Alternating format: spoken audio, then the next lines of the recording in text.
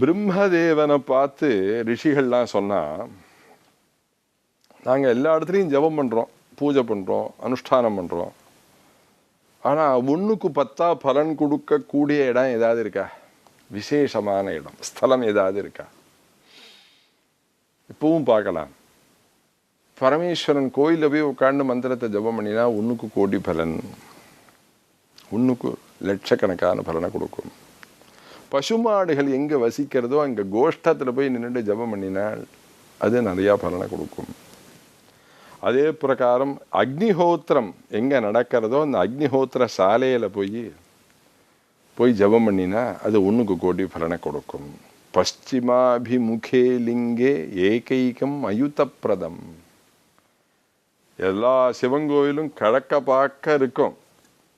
எல்லாரும் மேற்கு நோக்கி கோயிலுக்கு உள்ளே போய் பரமேஸ்வரனை போய் பார்ப்போம்.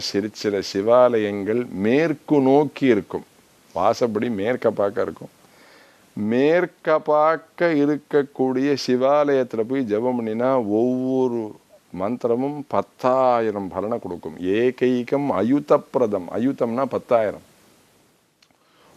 ஒரு தடவை மந்திரத்தை ஜபம் பண்ணினா 10,000 தடவை சொன்னால் என்ன பலனோ அந்த பலன் மேற்கு பார்க்க இருக்கக்கூடியதான சிவலிங்கத்திலலாம் போய் பார்த்தா தெரியும். ஆமாம், கபாலீஸ்வரர் மேற்க பார்க்க இருக்கார்.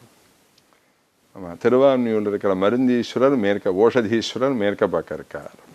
பশ্চিமாபிமுகமாக உள்ள இடத்துல போய் அது மாதிரி ஒவ்வொரு இடத்துல ஜபம் பண்ணினா ஒவ்வொரு பலன்.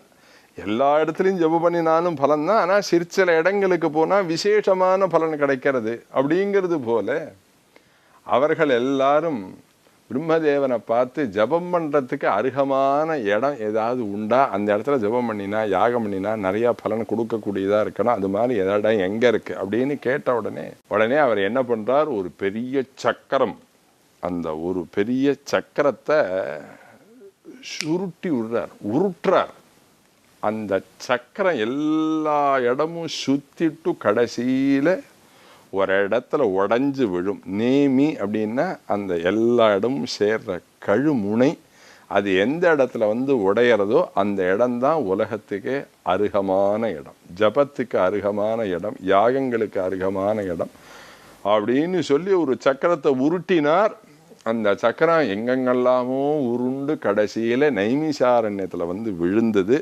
அதனாலே அந்த இடத்துல நைமிசாரண்யம்னு பேர். இப்போவும் பார்க்கலாம், நீங்கள்லாம் நைமிசாரண்யத்துக்கு போனால் சக்கர தீர்த்தம்னு ஒரு பெரிய ஒரு இடம் இருக்கும். இங்கே பார்த்தா நைமிசாரண்யத்தில் போன வாழ்க்கை தெரியும்.